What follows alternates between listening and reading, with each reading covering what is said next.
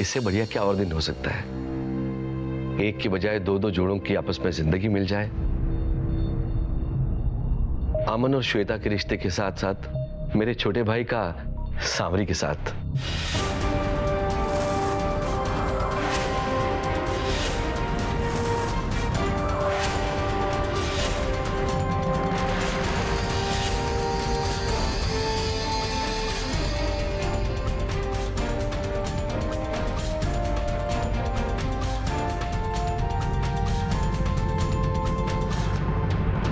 आप लोगों को शायद ये बहुत अजीब सा लग रहा होगा, लेकिन मैं आप लोगों से कुछ छुपाना नहीं चाहता हूं।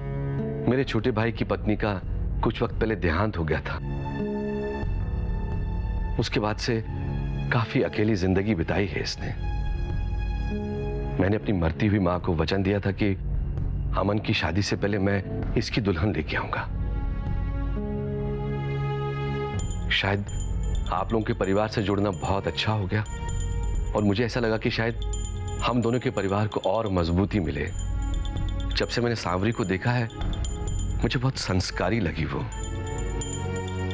मुझे बहुत दिनों से ऐसी एक लड़की की तलाश थी जो उसका ख्याल तो रखे लेकिन उसके साथ साथ हमारे परिवार का भी ख्याल रखे। देखिए समधी साहब, मैं जानता हूं कि मेरे छोटे भाई और लड़की की उम्र में थोड़ा फर्क है, लेकिन उम्र का क्या मायने है। एक बार जब लड़की को कोई अच्छा घर मिल जाए तो फिर उम्र का क्या लेना देना है। एक बार दोनों साथ में रहेंगे, इनकी सोच मिलने लगेगी तो उम्र कौन देखता है।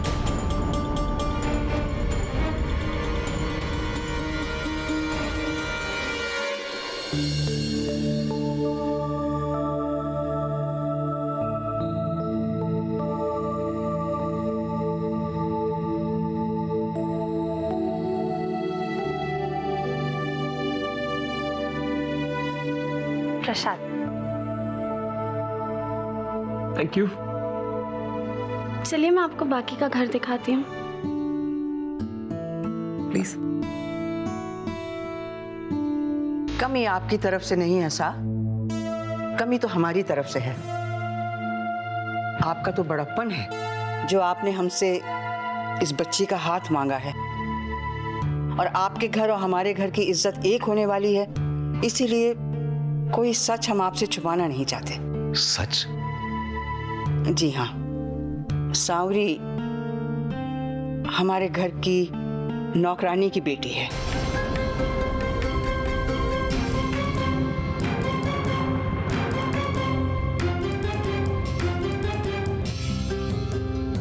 लड़की का खानदान तो असली वो होता है जहां वो ब्याह के जाती है। सांवरी किसकी बेटी है इससे हमें कोई लेना देना नहीं है। बस हमें तो खुशी ये है कि वो आपके यहां पली बड़ी है, उसमें संस्कार आपके हैं। देखिए, अमन और श्वेता के रिश्ते में कोई देर हो ये ना तो आप चाहेंगे और नहीं हम।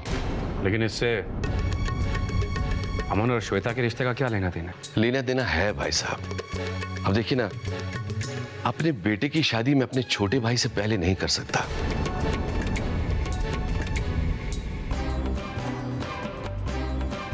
क्योंकि मेरी मां ने मुझसे वचन लिया था कि मैं अपने भाई की शादी अमन की शादी से पहले करूंगा।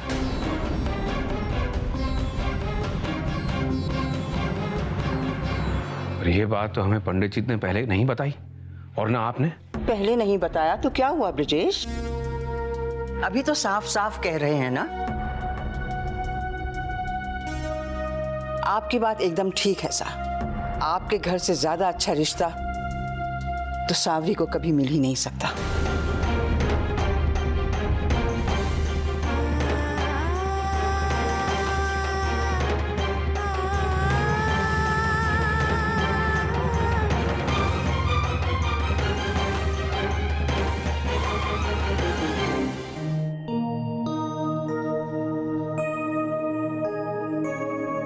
इस घर में ये मेरी सबसे फेवरेट जगह है। जब भी मुझे अपना मन हल्का करना होता है तो मैं आकर उस झूले पे बैठ जाती हूँ। मेरा मूड चाहे कितना भी ऑफ क्यों ना हो, बस एक ठंडी हवा का झोंका सब ठीक कर देता है। अच्छा, आप यहाँ पे बैठिए, मुझे आपको कुछ दिखाना है। बस 1 मिनट, मैं यूं गई और यूं आई।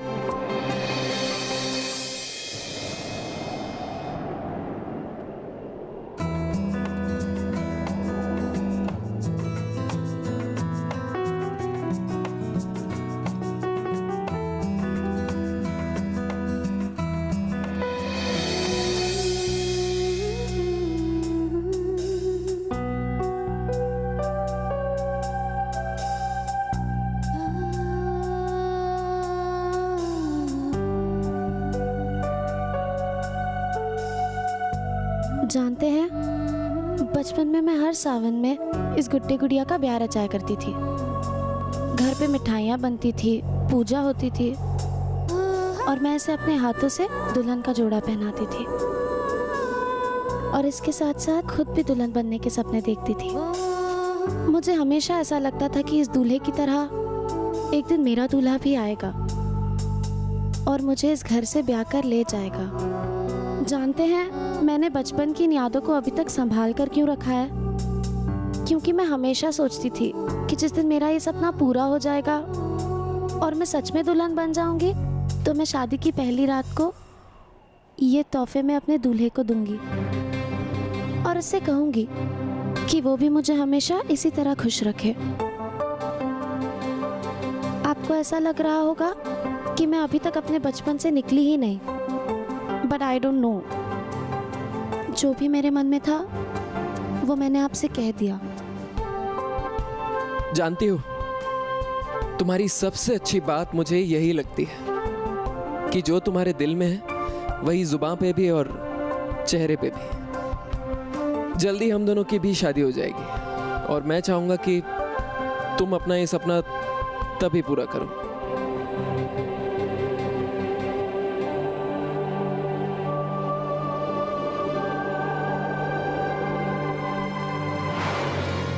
बाबू, आप ऐसा कैसे कर सकती हैं? ये कोई छोटा मोटा फैसला नहीं है।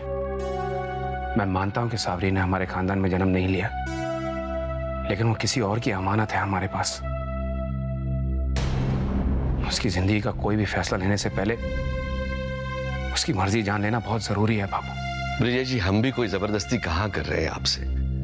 हालांकि हम जानते हैं कि वो आपकी खुद की बेटी नहीं है, लेकिन आपने उसे पाला पोसा तो है ना, और उनके भले और बुरे के बारे में आपको फैसला लेने का पूरा हक है।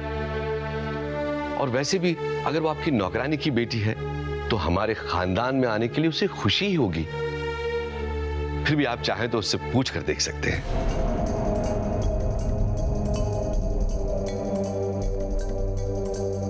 सावरी कहाँ है? मैं देख के आती हूँ, आप लोग बैठिए।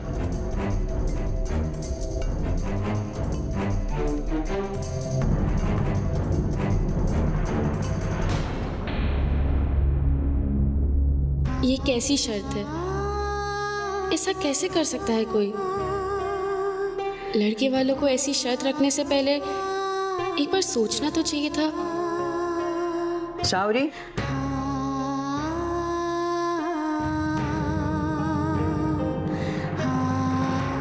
तुम्हारी आंखों में आंसू देखकर अच्छा तो नहीं लग रहा, पर क्या करें, उन्होंने मांग ही ऐसी रखी है कि दूसरा कुछ सोच ही नहीं सकते हम। वैसे इंसान के तो हाथ में कुछ होता ही नहीं है, सब कुछ ईश्वर के हाथ में ही होता है, उसी की कठपुतलियां हैं हम। हो सकता है कि भगवान ने तुम्हारे लिए ऐसा वर अगर ढूंढा है तो हो सकता है उसमें तुम्हारी कोई भलाई की बात हो। और वैसे भी एक बार श्वेता इस घर से चली जाए तब तक तुम्हारे लिए इस घर में जगह होना मुश्किल है ना। फिर बिना माँ बाप की लड़की कहाँ जाएगी? किसी ड्राइवर या किसी माली के बेटे से शादी भी हो जाए तुम्हारी तो एक छोटी सी कोठरी में रहकर उसकी सेवा करना, सारा जीवन ऐसे ही कट जाएगा। अब ये जो है उम्र में बड़े जरूर हैं तुमसे, लेकिन नाम, रुतबा, पैसा, खानदान, किसी चीज की कमी नहीं है। और ऊपर से श्वेता का साथ भी बना रहेगा। ये सब तो मेरे मन के विचार हैं। तुझे जो करना है सोच समझ के ही करना। इतना जरूर कहना चाहती थी कि अगर तूने इस रिश्ते को मना कर दिया ना तो श्वेता का रिश्ता भी टूट जाएगा। और एक लड़की का रिश्ता जब टूटता है, जानती हो कितनी बदनामी होती, कितनी जगहसाई होती। तुम अपने आप को श्वेता की बहन मानती हो ना। हो सकता है भगवान इस बहन की परीक्षा ले रहे हो। अपना भला बुरा सोच समझ के ये निर्णय लेना सावरी।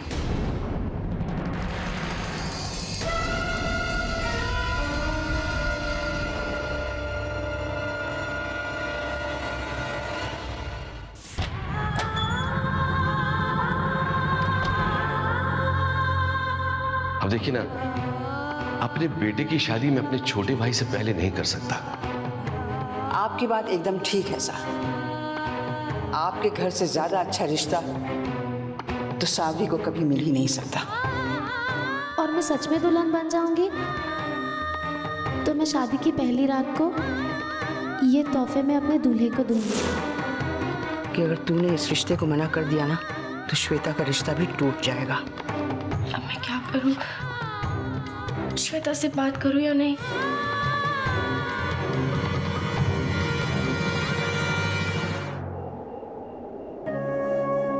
माँ, ये कैसी परीक्षा है? ना कहती हो तो श्वेता का घर बसने से पहले ही उजड़ जाएगा। उसके सारे सपने, उसकी खुशियाँ पल भर में बिखर जाएंगी। और हाँ कहती हो तो खुद जिंदगी भर कभी खुश नहीं रह पाऊंगी।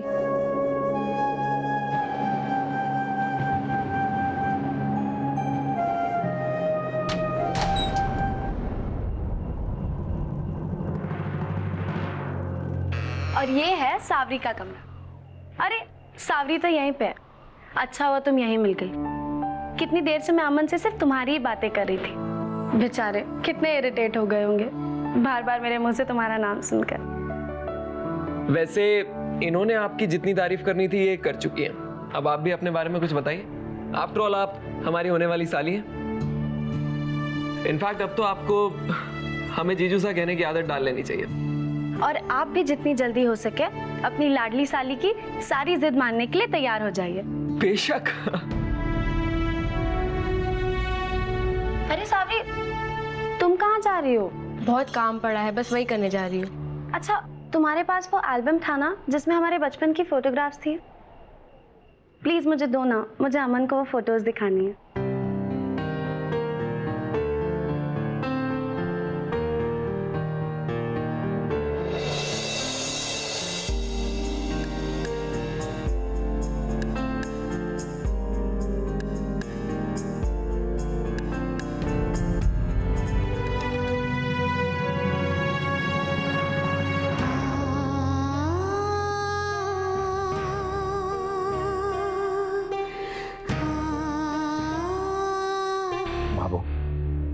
आप ऐसा कैसे कर सकती हैं? सावरी चुप है तो इसका मतलब ये तो नहीं ना कि हम उसके साथ जाति करें। मैं मानता हूं कि सावरी हमारे खानदान की बच्ची नहीं है, लेकिन ये बात अमन के पिता को बताने की क्या जरूरत थी? जरा सोचिए बाबू, अगर वो हमारे खानदान की बेटी का हाथ मांग लेते तो क्या आप उससे दुगनी उम्र के व्यक्ति के साथ उसकी शादी करवा देते? नहीं करते, मैं मानती हूँ। और सावरी हमारे परिवार की नहीं है, इसीलिए कह रही हूँ ब्रिजेश, उस जैसी लड़की के लिए इससे अच्छा रिश्ता तो नहीं मिलेगा। और वैसे भी अभी सावरी से ज्यादा मुझे श्वेता की खुशियों की चिंता हो। तुझे नहीं है? मगर मैं श्वेता की खुशियों के लिए सावरी की खुशियां छीनना नहीं चाहता।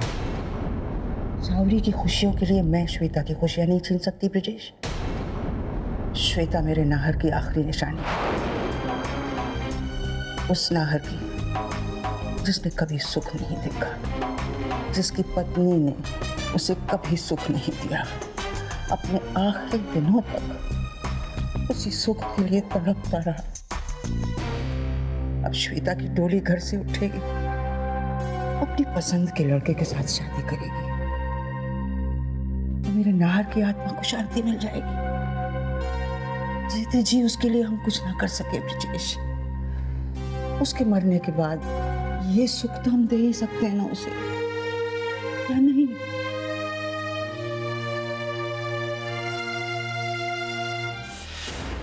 आखिर सब क्या हो रहा है? आप लोग फैसला लेने वाले हैं या नहीं? घर के बाकी लोग कहाँ हैं?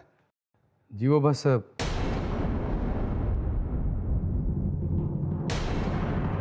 कावेरी जी, आइए आइए आइए कावेरी जी आइए, बड़े ही सही मौके पे आई हैं। इन लोगों से मिलिए। ये हैं श्वेता की होने वाले सास और ससुर, ये उनकी माता जी, उनके पिताजी, और ये उनके चाचा जी, और ये हैं कावेरी जी। अब कावेरी जी की तारीफ क्या करूं मैं भाई, इनकी तो जितनी तारीफ की जाए उतनी कम है। कोई हमें बताएगा कि क्या हो रहा है? ये जवाब देने में और कितना वक्त लगेगा? धीर सा, ये सब क्या हो रहा है? हम तो यहाँ श्वेता का शगुन का फंक्शन अटेंड करने आए थे, पर यहाँ तो कोई और ही ड्रामा चल रहा है। और ये इतने भड़क क्यों रहे? किस बात का जवाब चाहते हैं? जी ड्रामा नहीं है, पूरी की पूरी कमर्शियल फिल्म चल रही है यहाँ पे। वैसे आप इंटरवल के समय आई हैं, अभी आप आगे की फिल्म देखिए, अब मैं पुरानी कहानी आपको बाद में बताऊंगा। इतनी बेइज्जती हमारी तो कभी पहले नहीं हुई है। हम लोग यहाँ रिश्ते के लिए आए हैं, कोई भीख मांगने नहीं आए हैं। ये आप कैसी बातें कर रहे हैं?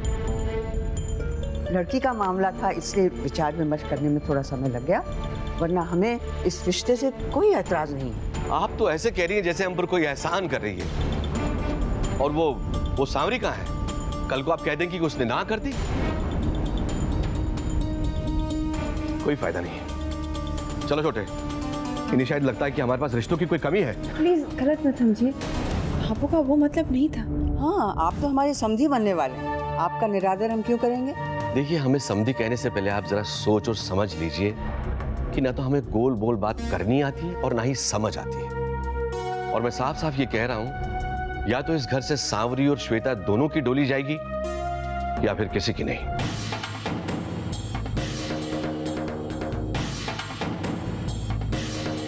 आप हम पर बेवजह दबाव डाल रहे हैं, और फिर ये कैसी शर्त है समधी साहब? ब्रिजेश, मैं बात कर रही हूँ ना बेटा। देखिए, अब आप इसे दबाव समझें शर्त, ये आपकी मर्जी है, लेकिन सांवरी के बिना हमें श्वेता का रिश्ता भी मंजूर नहीं है।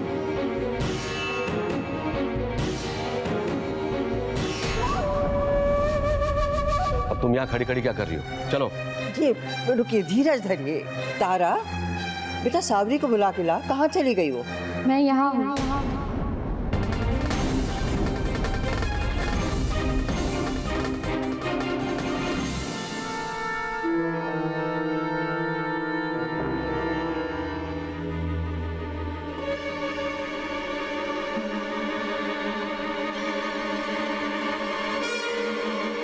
मैं इस शादी के लिए तैयार हूँ।